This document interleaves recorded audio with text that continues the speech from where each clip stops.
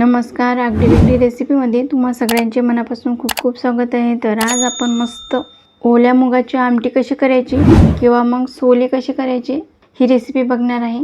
तर याला ओल्या मुगाची आमटी किंवा सोले असेही म्हणतात।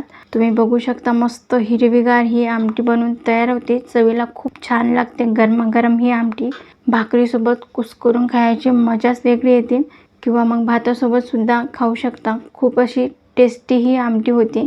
तुम्ही पहिल्याच प्रयत्नात ही आमटी करायला शिकसान। यामध्ये आपण कुठल्याच प्रकारचा मसाला घातलेला नाही तरी सुद्धा हे चवीला अप्रतिम लागते। तर एकदा ही आमटी नक्की करून बघा। त्यासाठी तुम्हाला व्हिडिओ शेवटपर्यंत बघायला लागेल। अजिबात कुठे स्किप करू नका। मस्त अशी झणझणीत चटकदार सरसरीत छान हिरवेगार वाटण्याची आमटी बनून तयार होते। रेसिपी सोपी आहे। रेसिपीला लगेच सुरुवात करूया। आणि हो, तुम्ही जर का चॅनलवर नवीन असाल आणि अजून चॅनलला सबस्क्राइब केलं नसेल तर जास्तीत जास्त लोकांनी प्लीज चॅनलला सबस्क्राइब करा आणि त्याचबरोबर बेल आयकॉन हिट करून ऑल सिलेक्ट करा।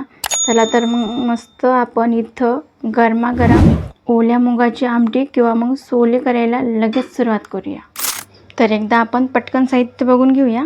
तर 1 वाटी इथं ओल्या मुगाचे दाणे घेतले मी। भरपूर साऱ्या प्रमाणात मार्केटमध्ये मुगाच्या शेंगा उपलब्ध आहेत। 7 ते 8 लसूण पाकळ्या, 1 चमचा जिरे, अर्धा चमचा हळद, अर्धा इंच आल्याचे तुकडे आहे, चवीनुसार मीठ लागेल आणि यासोबतच एक बारीक चिरलेला कांदा, एक बारीक चिरलेला टोमॅटो, 6 ते 7 हिरव्या मिरच्या आणि कोथिंबीर। फक्त आपल्याला एवढंच साहित्य लागणार आहे।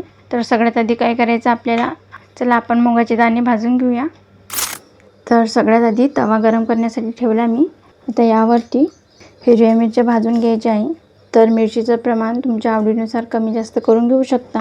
मुगाची आमटी आहे तर झणझणीत झालीच पाहिजे। यावरती थोडं तेल घालायचं आणि या मिरच्या मस्त अशा खमंग भाजून घ्यायच्या आहे। तर यामध्ये आल्याचे तुकडे आणि लसूण मिरचीसोबत छान खमंग असा भाजून घ्यायचा। बघा इथे हिरवी मिरची, लसूण आणि आल्याचे तुकडे मस्त असे भाजले गेले आहे। आता याला लगेच काढून घ्यायचं। आता यामध्ये थोडीशी कोथिंबीर घालायची। याचं आपल्याला असं वेगळं वाटण करायचं आहे। 1-2 चमचा पाणी घालून वाटण करायचं आहे। तर आता त्याच तव्यावरती ओल्या मुगाचे दाणे घालायचे। हे सगळ्यात आधी धुवून घ्यायचे आहे। तर इथं मी 2-3 वेळा स्वच्छ धुवून घेतले। 2-3 मिनिटासाठी आपल्याला हे दाणे व्यवस्थित असे भाजून घ्यायचे आहे। बघा इथं मुगाचे दाणे छान असे मी भाजून घेतले।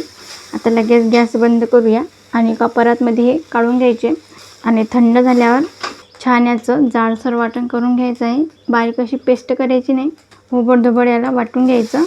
लसूण आणि हिरवी मिरची ही वेगळी वाटून घ्यायची आहे थंड झाल्यावर आणि हे सुद्धा थंड झाल्यावर वाटून घ्यायचं आहे।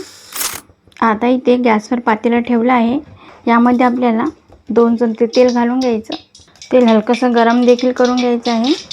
तेल गरम झालं की यामध्ये जिरे छान फुलून घ्यायचे।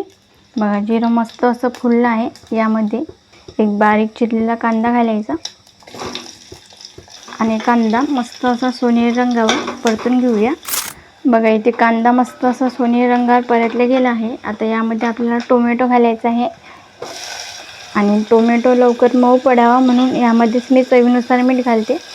एकदम मऊसूत असा टोमॅटो शिजवून घ्यायचा आहे। तुम्हाला मुगाच्या आमटीमध्ये टोमॅटो नसेल घालायचा, नाही घातला तरी चालेल, काही हरकत नाही, पण मला टोमॅटो घातलेला आवडतो म्हणून मी यामध्ये टोमॅटो घातला आहे।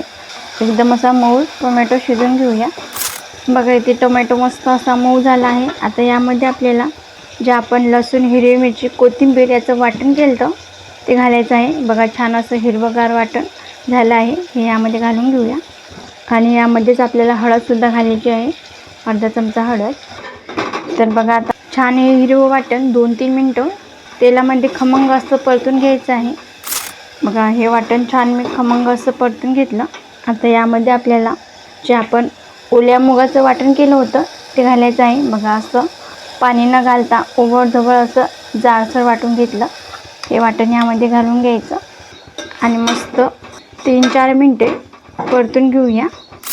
बघा आता इथे हे वाटण मी छान मस्त असं परतून घेतलं आणि तुम्ही याचा रंग बघू शकता, मस्त असं हिरवंगार आला आहे। आता यामध्ये थोडं पाणी घालायचं। इथं मी मिक्सरचं भांडं धुवून पाणी घालते। यामध्ये आपण कुठल्याच मसाल्याचा वापर करत नाही। हे वाटण 1 मिनटं असं शिजवून घ्यायचं आहे. इथे 1 मिनिट वाटण छान असं खडखडून शिजवून घेतलं. आता यामध्ये आपल्याला पाणी घालायचं आहे. यामध्ये मी पाणी घातलं आहे. तर तुम्हाला आमटी कितपत अशी दाटसर हवी किंवा कितपत सैलसर त्यानुसार पाण्याचं प्रमाण कमी जास्त करून घेऊ शकता. मी यामध्ये 1.5 ग्लास पाणी घालते. तर बघा इथं मी टोटल 1.5 ग्लास पाणी घातलं आहे.